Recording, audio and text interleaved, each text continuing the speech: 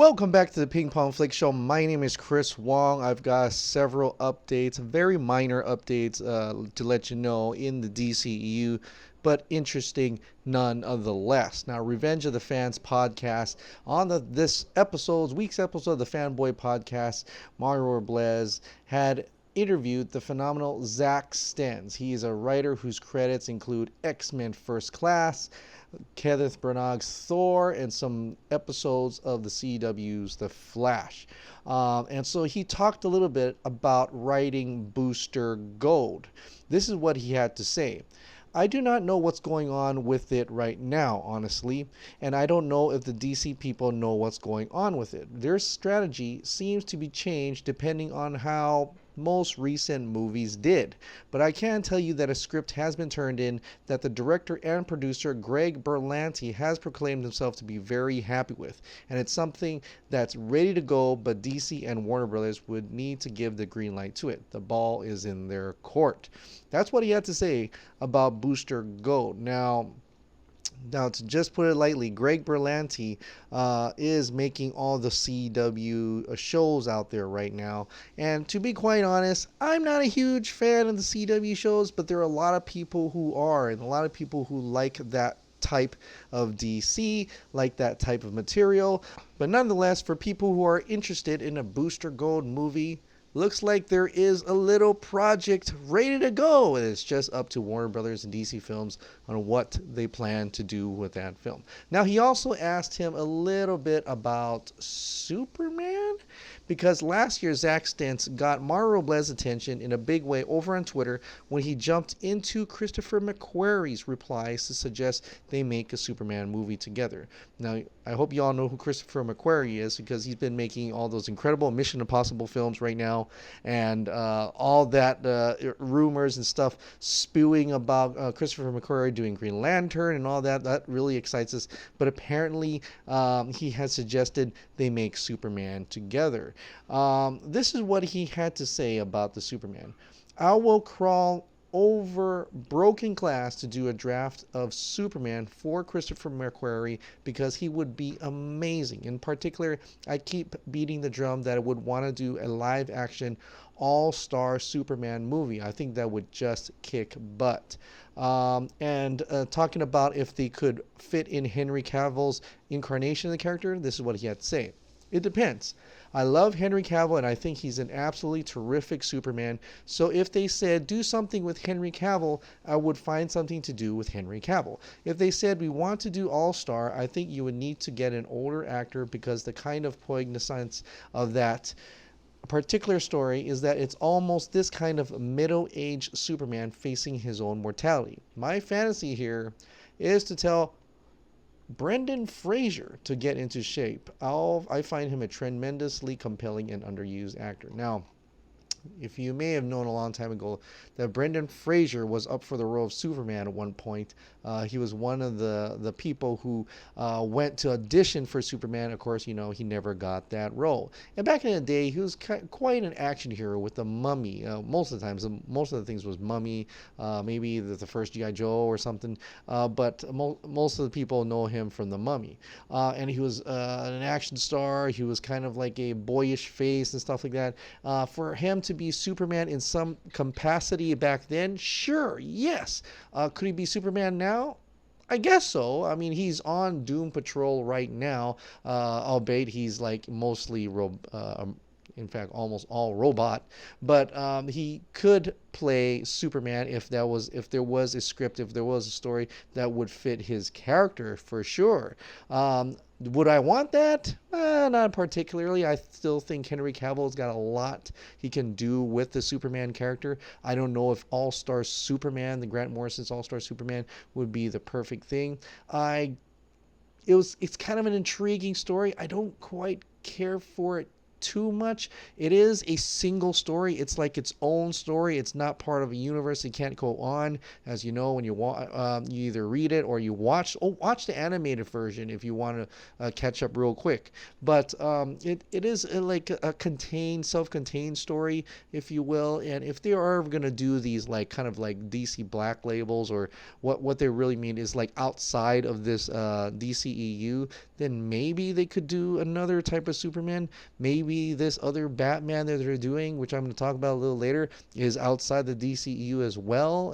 In the case where they're not occupying the same universe as, Jason Momoa's Arthur Curry or Gal Gadot's Wonder Woman. Maybe it's a separate universe because there is a multiverse in DC. Who knows what they're going to do with that? And this is all just someone's wish list in any case. But the possibility that could be quite intriguing, I guess. But let me know your thoughts on that. There is another update from James Gunn involving the Suicide Squad. He actually got to talk to ET Entertainment Tonight, and the interviewer was asking if Suicide Squad is it a reboot or is it a sequel to David Ayers. This is what James Gunn had to say. These terms are all so narrow. There's so many terms. It is what it is. You'll see in 2 years when it comes out. Okay, moving on. So, the Batman. There's a big rumor coming out for the Batman, and I was debating whether to do the tinfoil with this or not. But Simi has how some media blogger sites reported on it. I guess it's less extreme tinfoil than actual could be reality. And there could be something about this. It just fits in a way to what Matt Reeves was talking about, how he wanted a noir type story. This is the rumor details, and it's coming from Reddit, but a lot of people are talking about how this could actually be a leak from things. I mean, we've seen things from Reddit that turned out true, like, I don't know, Game of Thrones, every episode's summary, it did come out true after all, so there is something about that, but not everything on Reddit is true. But I'll read this to you anyway, because there is a possibility. It just sounds like it could actually happen. I decided to post this. This is coming from DCEU, #DFan. I decided to post this because he doesn't seem to be anonymous or fully unknown. Ryan Unicombe revealed some details about the Batman 2 days ago. Oh, there is a name for this source. He has been in the filmmaking business for quite some time, and he is the one behind the Justice League Mortal documentary, and released a never-before-seen Justice League Mortal concept arts around 1 year ago. Also worked on Kong Skull Island. Apparently said back in January that Pattinson was eyed as Batman. He is old friends with Boss Logic and probably the one who told him about Pattinson's involvement. And I'll try to link this video on that YouTube that they put here, and it starts at 10 minutes. Ryan says in the clip, it's all rumor, but what he heard is that the Batman film will be a psychological murder mystery. The basic plot is whodunit, for those who don't know, surrounding a big and famous Gotham figurehead's murder, and all the villains are suspects in Batman's investigation. Batman will come across these villains and will try to put together of what happened, who is actually involved, etc. The film will be a very point of driven Hitchcockian. The whole film will be from Bruce or Batman's POV. He's been Batman for a couple of years. He also revealed some names he heard back in January. Richard E. Grant was apparently eyed as Alfred. If this is true, then I am beyond effing hyped. This is everything I wanted for a Batman film. This will also be a fresh and new take compared to the other superhero films. I don't think I ever felt this much hype for a superhero film before.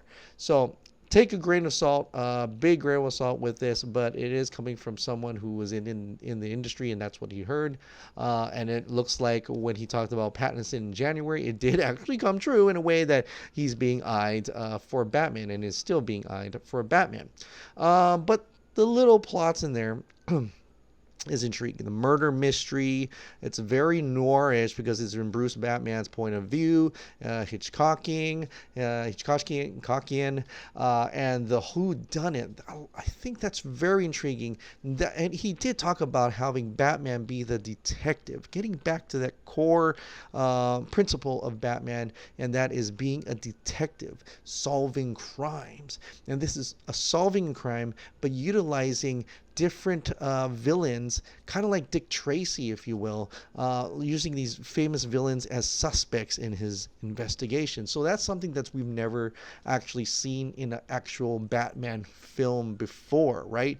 And I think that is quite intriguing, to say the least. And even Jezebel Ray has been hearing this. I am hearing that the villains that will appear in the film will be Penguin, Riddler, Catwoman, Scarecrow, and Bane.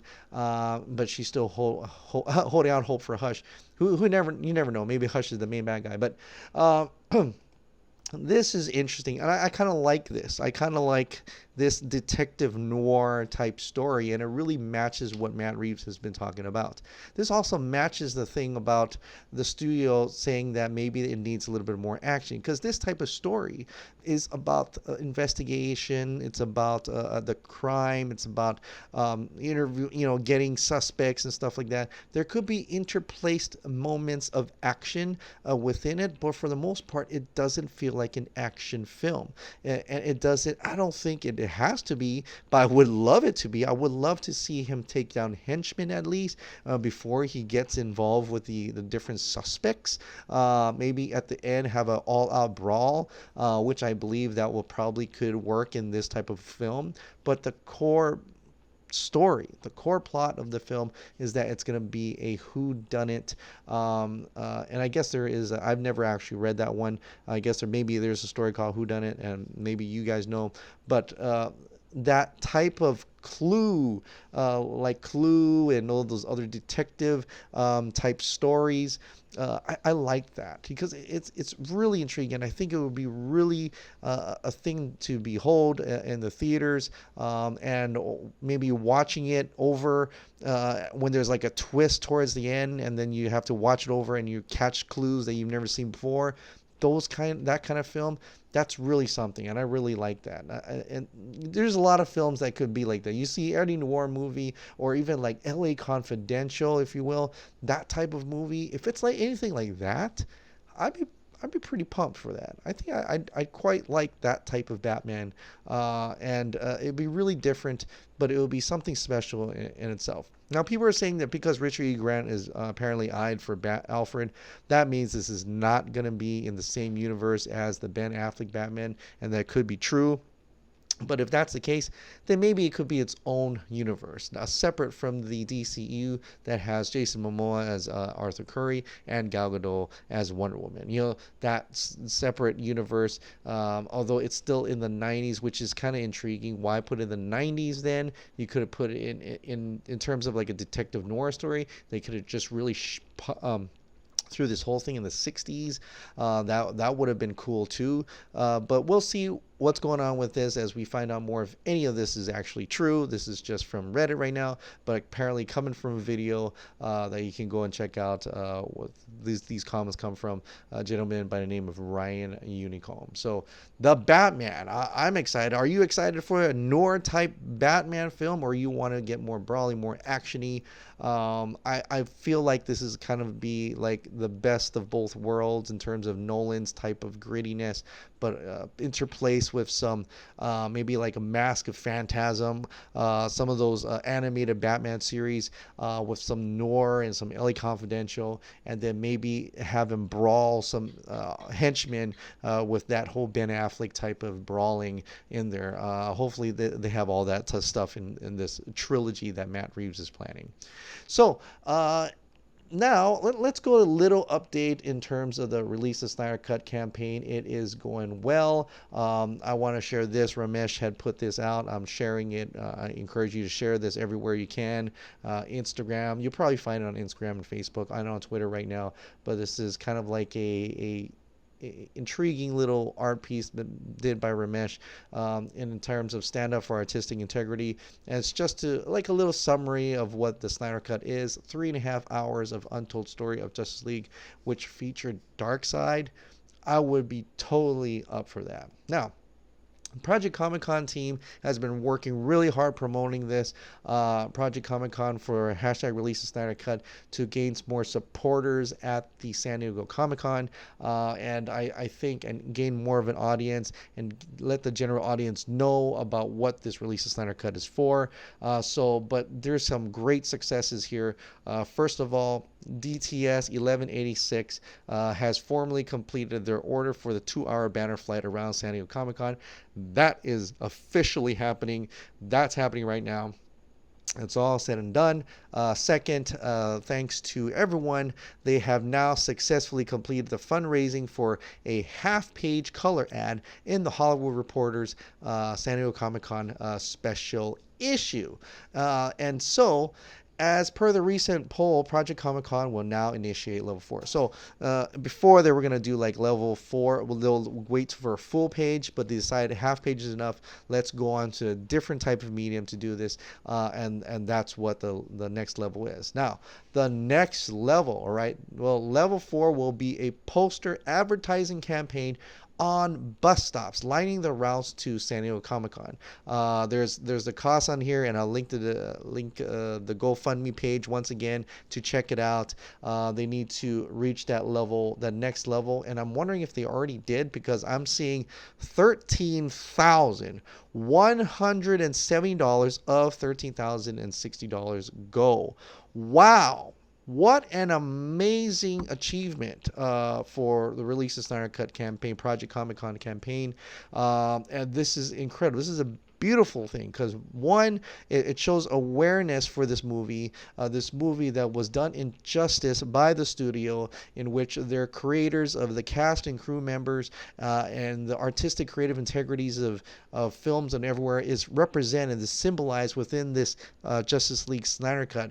And second, it is also raising for the American Foundation of Suicide Prevention. This is an incredible thing, and I'm happy that some articles like Heroic Hollywood had changed or updated their articles to show that half of the proceeds are going to the American Foundation of Suicide Prevention as well. So I'm really incredibly happy for that. Congratulations to the Project Comic Con team. You guys are incredible, and everything you do. And this thing is going out the test. This thing is crazy going out there, and we're only in May, guys. Imagine how much more we can gain by gaining more supporters. And that's what we're doing. And for the Release the Snyder Cut, their goal this week, tomorrow is the last day for this little game that Fiona and the rest of the RT Snyder Cut admins have done, including Vinaldo. They're putting this little mini campaign for you to grab a friend or two, have them follow RT Snyder Cut, which we've reached 4,000 and counting. Let's gain more supporters. Let's show Warner Brothers that there are a lot more people out there who are really interested in this, who are really supporting this, and also really driving this campaign to further heights than we've never ever seen before. Let's not back down. They're not talking. We're talking. We're making the voice now. We are the voice of the movement. We're the voice of the Release of Snyder. We're the voice of the Justice League Snyder Cut.